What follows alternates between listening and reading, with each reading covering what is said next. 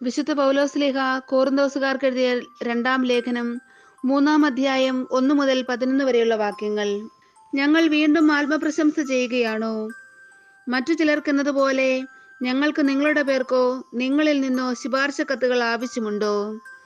ഞങ്ങളുടെ ഹൃദയങ്ങളിൽ എഴുതപ്പെട്ടതും സകല മനുഷ്യരും അറിയുകയും വായിക്കുകയും ചെയ്യുന്നതുമായ ഞങ്ങളുടെ ശുപാർശ കത്ത് നിങ്ങൾ തന്നെയാണ്. മഷി കൊണ്ടല്ല, ജീവിക്കുന്ന ദൈവത്തിന്റെ ആത്മാവ് കൊണ്ട്. കൽപ്പലകകളിലല്ല, മനുഷ്യരുടെ ഹൃദയഫലകങ്ങളിൽ ഞങ്ങളുടെ ശുശ്രൂഷ വഴി എഴുതപ്പെട്ട ക്രിസ്തുവിന്റെ ലിഖിതമാണ് നിങ്ങൾ എന്ന് വ്യക്തമാണ്. ഇതാണ് ക്രിസ്തു വഴി ദൈവത്തിലുള്ള ഞങ്ങളുടെ വിശ്വാസം. സ്വന്തമായി എന്തെങ്കിലും മേന്മ അവകാശപ്പെടാൻ ഞങ്ങൾ യോഗ്യരല്ല. ഞങ്ങളുടെ യോഗ്യത ദൈവത്തിൽ നിന്നാണ്. അവിടുന്ന് ഞങ്ങളെ എഴുതപ്പെട്ട നിയമത്താലല്ല, ആത്മാവിനാൽ പുതിയ ഉടമ്പടിയുടെ ശുശ്രൂഷകരാകാൻ യോഗ്യരാക്കിയിരിക്കുന്നു. എന്തെന്നാൽ എഴുതപ്പെട്ട നിയമം മൃതിപ്പെടുത്തുന്നു, ആത്മാവ് ജീവിപ്പിക്കുന്നു. കൽപ്പലകയിൽ എഴുതപ്പെട്ട മരണത്തിന്റെ നിയമം തേജസ്സിലാണ് നൽകപ്പെട്ടത്. ആ തേജസ് മങ്ങിക്കൊണ്ടിരുന്നപ്പോൾ പോലും ഇസ്രായേൽ ജനത്തിന് നോക്കാനാവാത്ത വിധം മോശയുടെ മുഖത്തെ ജ്വലിപ്പിച്ചു. അങ്ങനെയെങ്കിൽ ആത്മാവിന്റെ ശുശ്രൂഷ എത്രയേറെ തേജസ്സുറ്റതായിരിക്കും.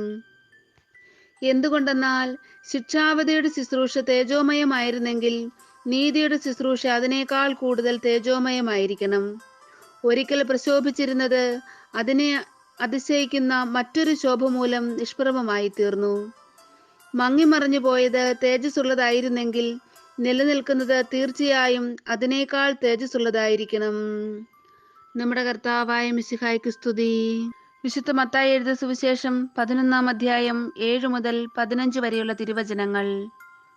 അവർ പോയതിനു ശേഷം യേശു ജനക്കൂട്ടത്തോട് യോഹന്നാനെ കുറിച്ച് സംസാരിക്കാൻ തുടങ്ങി. എന്തു കാണാനാണ് നിങ്ങൾ മരുഭൂമിയിലേക്ക് പോയത്? കാറ്റത്തുലയുന്ന ഞാങ്ങണയോ? അല്ലെങ്കിൽ വേറെ എന്ത് കാണാനാണ് നിങ്ങൾ പോയത്? മൃദുല വസ്ത്രങ്ങൾ ധരിച്ച മനുഷ്യനെയോ? മൃദുല വസ്ത്രങ്ങൾ ധരിക്കുന്നവർ രാജകൊട്ടാരങ്ങളിലാണുള്ളത്. അല്ലെങ്കിൽ പിന്നെ എന്തിനാണ് നിങ്ങൾ പോയത്?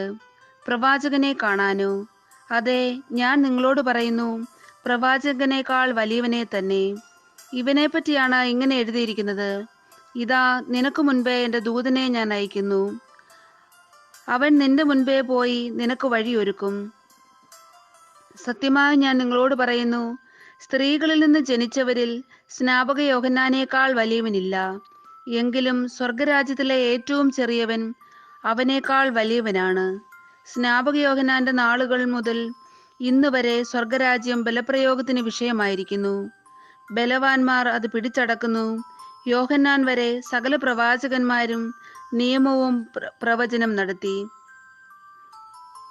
നിങ്ങൾ സ്വീകരിക്കാൻ തയ്യാറാണെങ്കിൽ ഇവനാണ് വരാനിരിക്കുന്ന ഏലിയ. ചെവിയുള്ളവൻ കേൾക്കട്ടെ. നമ്മുടെ കർത്താവായ മിശിഹായ്ക്ക് സ്തുതി.